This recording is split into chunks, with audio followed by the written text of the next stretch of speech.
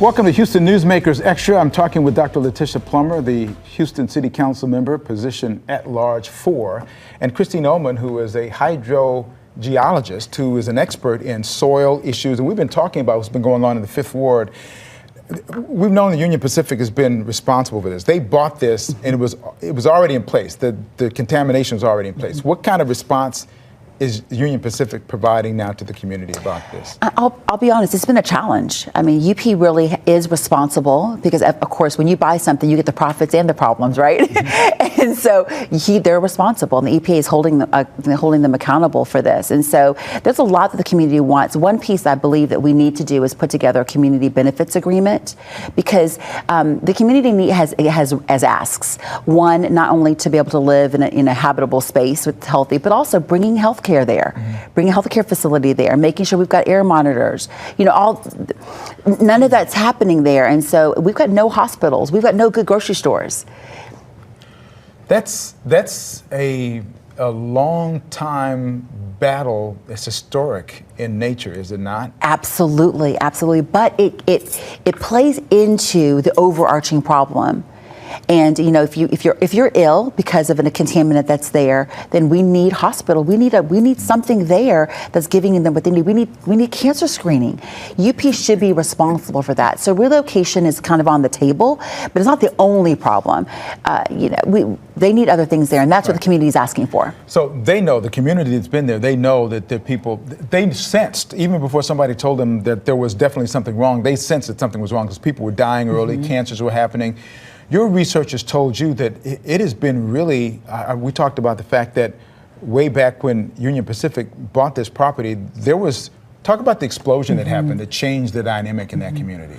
In 1984, a large above-ground storage tank of creosote exploded.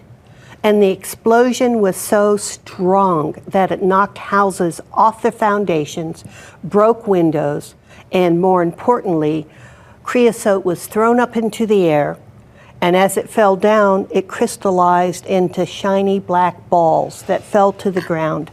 We were talking to several residents yesterday, and they reported that you could find those shiny black creosote balls all across the neighborhood, and the children would play with them.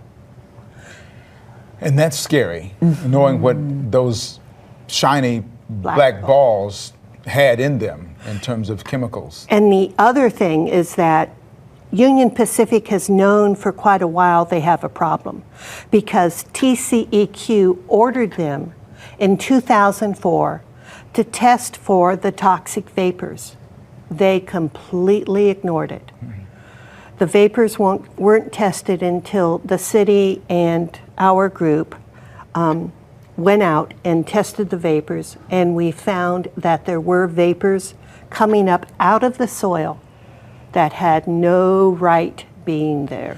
So the challenge then is how to fix this in so many different ways. You talked about some of it in terms of being able to have some of the resources in that community where community people can actually get them. In terms of living there, we talked about the vapors.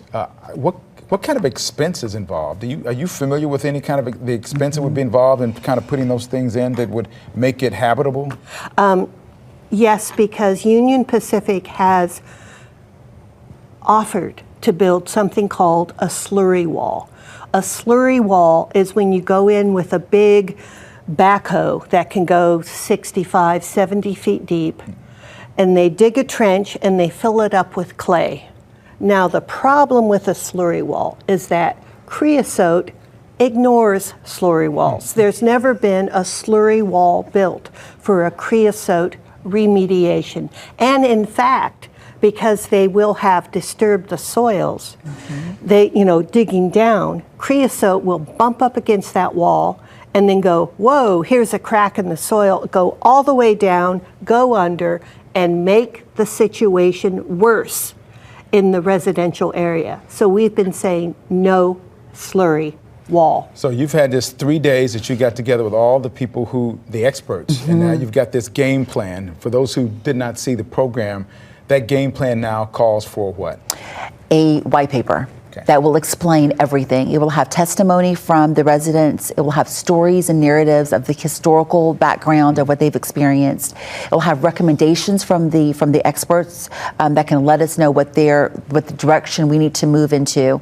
And hopefully this will be kind of an example that we can use. It will also include, what the community wants and the desires of the community moving forward. Fifth Ward is, it's a great place in terms of its location within the city of Houston.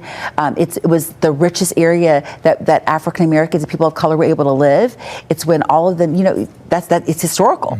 And so we need to figure out a way where we can clean the area well enough to where our communities can live there. We want to tell our seniors, don't sell anything right now. Let's wait to get this document back from the EPA to see what it looks like and to see how we move our steps forward. So you sound optimistic that something could be done. How likely is something going to happen, do you think?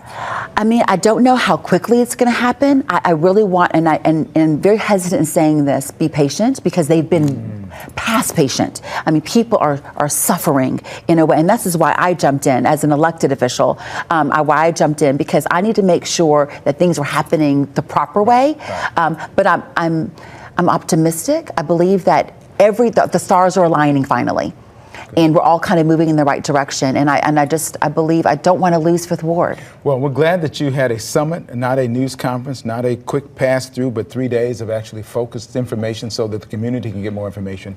The community can also look at this Houston Newsmakers Extra and get more information as well. Hopefully you will, and share it with everybody you know.